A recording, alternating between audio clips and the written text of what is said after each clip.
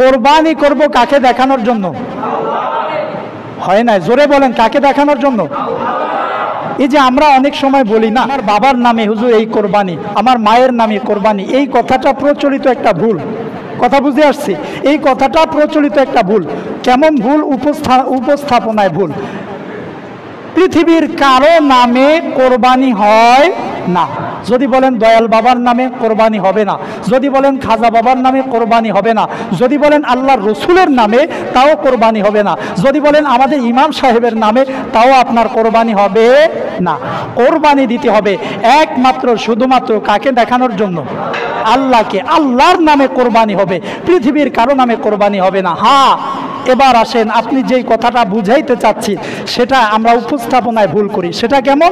সেটি হচ্ছে যে আমরা কোরবানি তো দেই মূলত আল্লাহর নামে, কিন্তু আমরা কথাটা বলতে ভুল করি। কেমন ভুল? যে হুজুর আমার পক্ষ থেকে এই কোরবানিটা আল্লাহর নামে দিলাম। সুবহানাল্লাহ পড়েন। রসুলের পক্ষ থেকে, আমার পীরের পক্ষ থেকে, আমার বাবার পক্ষ থেকে, আমার মায়ের পক্ষ থেকে, আমার আত্মীয় স্বজনের পক্ষ থেকে আল্লাহর নামে কোরবানি করতেছি। সুবহানাল্লাহ। ভ্রান্ত ধারণা দূর হলো কিনা? মানে আমার পক্ষ থেকে, আপনার নামে না। আপনার নামে কোরবানি দিলে তো কোরবানি হবে না, আপনার পক্ষ থেকে আল্লাহর নামে কোরবানি দিতে হবে। তাহলে কথা বুঝে আসছে তো সবার ইনশাআল্লাহ? আপনার পক্ষ থেকে, ভালো করে মনে রাখেন, আপনার পক্ষ থেকে আল্লাহর নামে কি দিচ্ছেন? কোরবানি দিচ্ছেন।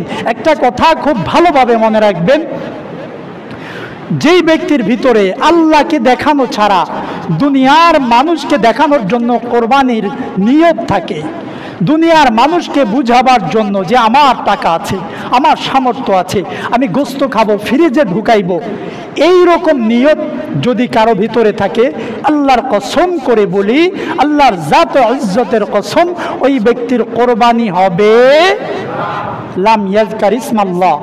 আল্লাহ স্পষ্টভাবে বর্ণনা করে দিয়েছেন, আল্লাহর স্মরণ ছাড়া কোনো কোরবানি হয় না।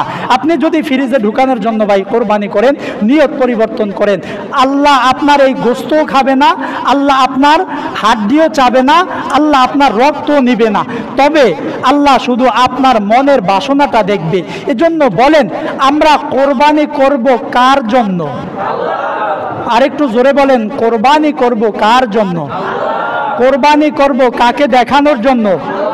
কাদের পক্ষ থেকে? আমাদের পক্ষ থেকে। কাদের পক্ষ থেকে? ইনশাআল্লাহ আমাদের পক্ষ থেকে। আল্লাহ আমাদেরকে যেই মাসআলাগুলো আলোচনা করলাম বুঝার এবং আমল করার, মানার তৌফিক দান করেন। পড়েন আমিন। আরো জোরে পড়েন আমিন। মুহতারাম হাজিরিন, যারা কোরবানি দিবেন